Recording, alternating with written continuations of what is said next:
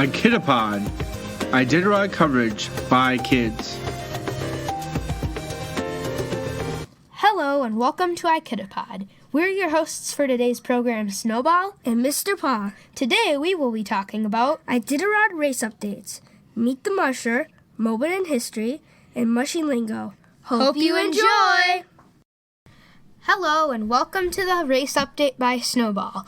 Most of the racers are very close to each other on the trail, with the top 27 racers all within 50 miles of each other. The leaderboard consists of Jesse Holmes in first, Brent Sass in second, and Aaron Peck in third, who came from nowhere from 23rd place. After them are Wade Mars and Ryan Reddington not far behind. Nick Petit was the first to Nicolay checkpoint, but decided to take his 24-hour rest. Each racer must take a 24 and 8-hour rest before they finish the race. Jennifer Labar, who opted out of the race on Monday night, has a confirmed broken finger. Dan Caduce and Brent Sass each experienced very tough runs from the Roan checkpoint, with both ending up with injured dogs. Dan Caduce referred to it as one of the hardest runs he'd done in a decade. The veteran musher Ryan Reddington was the first to reach the McGrath checkpoint with 12 remaining dogs.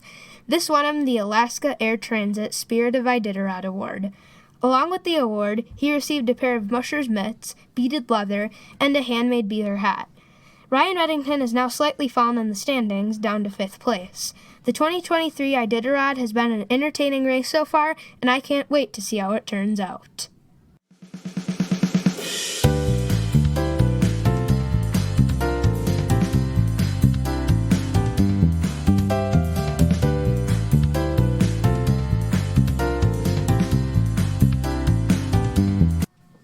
Hello, this is Frosty Snowman. Today I will be talking about Eddie Burke Jr., the musher from Anchorage, Alaska. Did you know one of his dogs' name is Itchy Richie? Well, I don't know about you, but that's a pretty good name. Eddie Burke Jr. is a rookie. Although he raced last year, but with the really bad storm, everybody had to drop out. He is still considered a rookie. He trains at Wild Style Racing Kennel in Nenana. If you're ever looking for him, his bib number is 18. As of Takanta, he is in 8th place and has 13 dogs. His average speed is about 7.83 miles per hour. Frosty Snowman, out.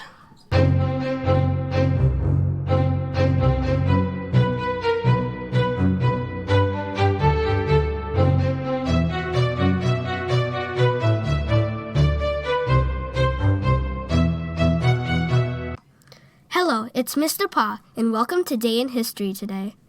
This day in history actually spanned over 4 days from January 27th to February 1st, 1925. This is the Salem Run to Nome, or the Great Run of Mercy. Nome was currently suffering from a deadly disease that could wipe out entire families called diphtheria. The town was in threat of being wiped out completely, and Nome called an emergency meeting. They found that the nearest antibiotic was over a whopping 1,000 miles away in Anchorage. A team of people set up a relay from Anchorage to Nome, with a dog sled team waiting at each checkpoint, with no team running more than 100 miles.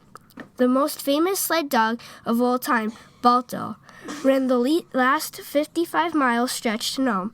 This will always be remembered as a huge moment in Alaska history, with the Salem Run having saved 10,000 people in Nome. Next up, Doggo with Mushing Lingo.